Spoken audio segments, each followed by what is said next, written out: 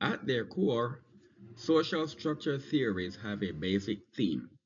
A person is the product of his or her environment.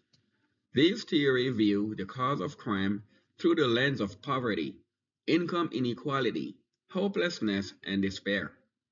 Social and economic forces operating in deteriorated lower class areas push many of their residents into criminal behavior patterns, according to Siegel, 2018.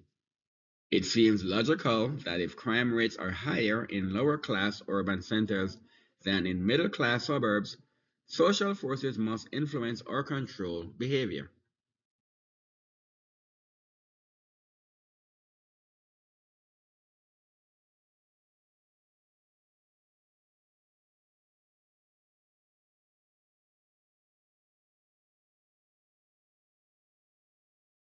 Social disorganization theory links crime rates to neighborhood ecological characteristics. Crime rates are highest in transient mixed use, where residential and commercial property exist side by side, according to Siegel 2018, and changing neighborhoods in which the fabric of social life has become frayed. When these failing communities are numerous, contiguous, or in close proximity, the criminogenic effect may multiply. Siegel also mentioned that disorganized neighborhoods lack the ability to apply social control. Institutions of social control are weak and attenuated. In the absence of formal or police and informal families and neighbors, social control mechanisms, gangs, and law violating youth groups are free to rule the streets. Under such conditions, crime flourishes, and people seek to relocate if they have sufficient financial resources.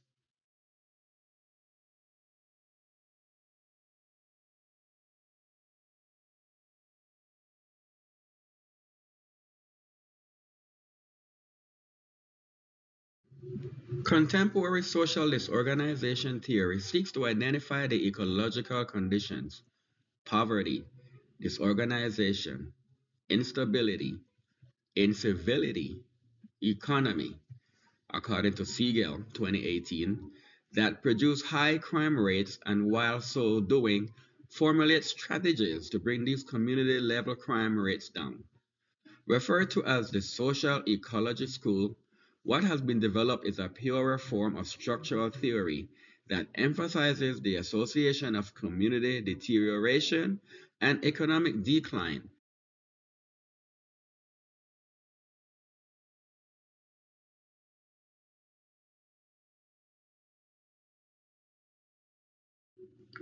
Community disorder.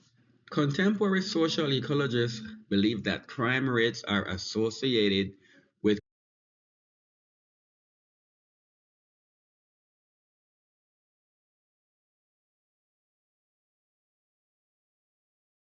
community disorder. Contemporary social ecologists believe that crime rates are associated with community deterioration, disorder, poverty, alienation, disassociation, and fear of crime. Even in rural areas, which normally have low crime rates, increased levels of crime and violence are associated with indicators of social disorganization, such as residential instability, according to Siegel 2018, a large number of people moving in and out, family disruption, and changing ethnic composition, Siegel 2018.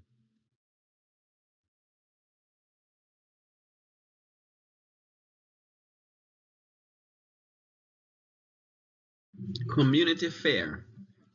In neighborhoods where people help each other, residents are less likely to fear crime or to be afraid of becoming a crime victim.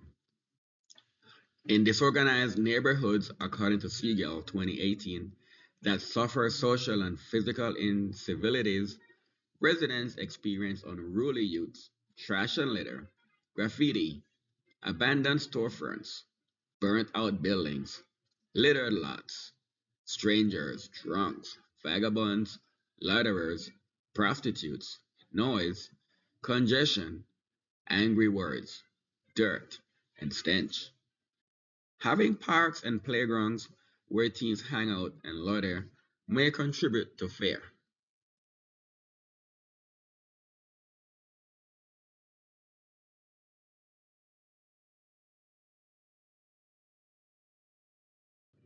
People who live in neighborhoods that experience high levels of crime and civil disorder become suspicious and mistrusting. Minority group members may experience greater levels of fear than whites, perhaps because they may have fewer resources to address ongoing social problems, according to Siegel 2018. They develop a sense of powerlessness, which increases levels of mistrust. Some residents become so suspicious of authority that they develop a siege mentality, in which the outside world is considered an enemy bent on their destruction. Siegel 2018. Siege mentality often results in an expanding mistrust of social institutions, including law enforcement, business, government, and schools. Siegel 2018.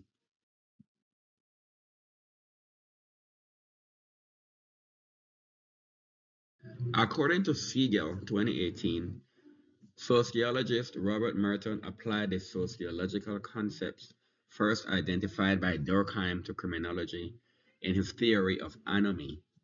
He found that two elements of culture interact to produce potentially anomic conditions: culturally defined goals and socially approved means for obtaining them.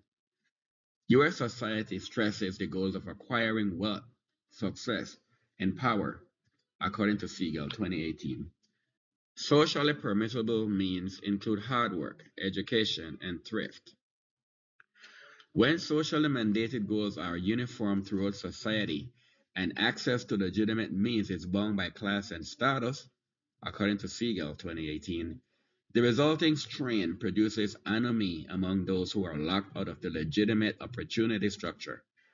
Consequently, they may develop criminal or delinquent solutions to the problem of attaining goals. Siegel 2018.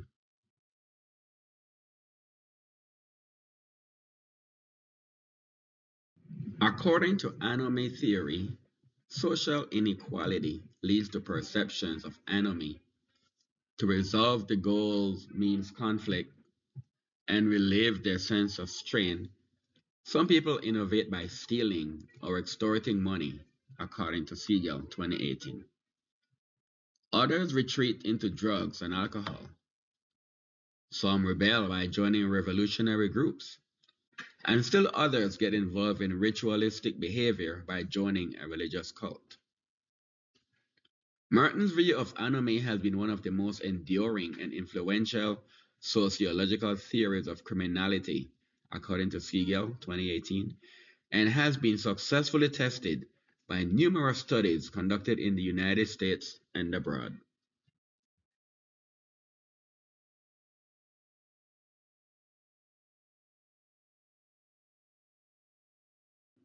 By linking deviant behavior to the success goals that control social behavior, anomie theory attempts to pinpoint the cause of the conflict that engenders personal frustration and consequent criminality.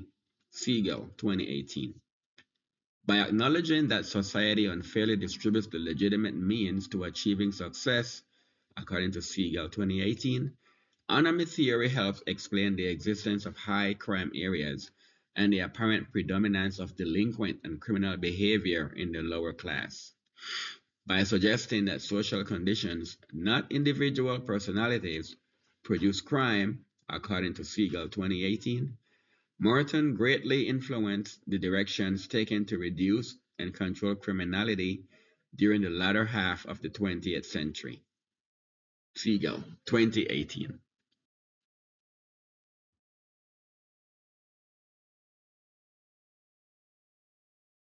Institutional anomie theory. Its major premise: material goods pervade all aspects of American life. Strengths: explains why crime rates are so high in American culture. Research focus: Frustration, effects of materialism.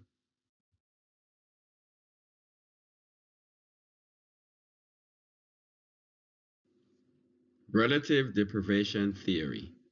Major premise. Crime occurs when the wealthy and the poor live close to one another.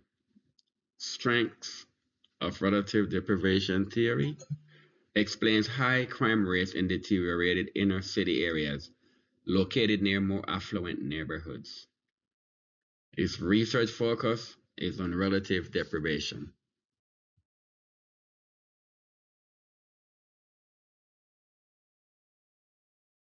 General strain theory. Strain has a variety of sources. Strain causes crime in the absence of adequate coping mechanisms. The strengths. It identifies the complexities of strain in modern society. It expands on anomy theory, shows the influence of social events on behavior over the life course. It explains middle class crimes.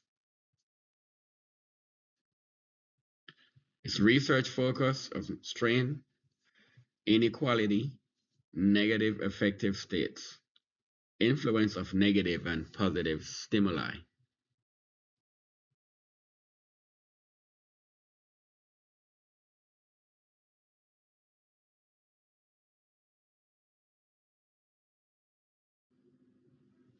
According to Siegel, 2018, cultural deviance theory, the third branch of social structure theory, combines the effects of social disorganization and strain to explain how people living in deteriorated neighborhoods react to social isolation and economic deprivation. Because their lifestyle is draining, frustrating, and dispiriting, members of the lower socioeconomic class create an independent subculture with its own set of rules and values, according to Siegel, 2018. Whereas middle class culture stresses hard work, delayed gratification, formal education, and being cautious, the lower class subculture stresses excitement, toughness, taking risks, fearlessness, immediate gratification, and street smarts.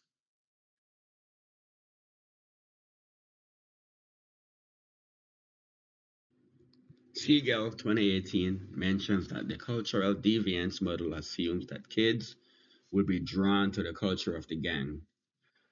Adolescents who feel alienated from the normative culture can find a home in the gang. In a disorganized area, gangs are a stable community feature rather than a force of disruption.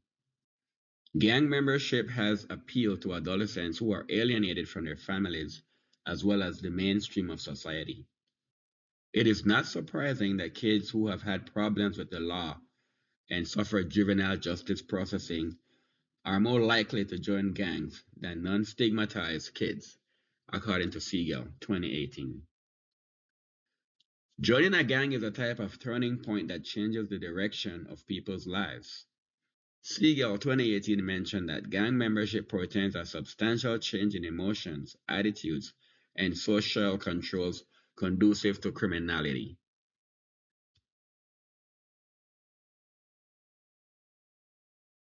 Theory of delinquent subculture. Albert Cohn first articulated the theory of delinquent subculture in his classic 1995 book, Delinquent Boys. According to Siegel 2018, Cohn's central argument was that the delinquent behavior of lower class youth is actually a protest against the norms and values of middle class US culture.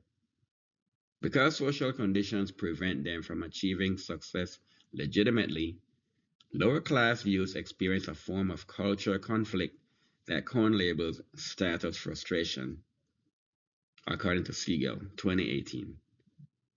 As a result, mentioned Siegel 2018, many of them join gangs and engage in behavior that is non utilitarian, malicious, and negativistic.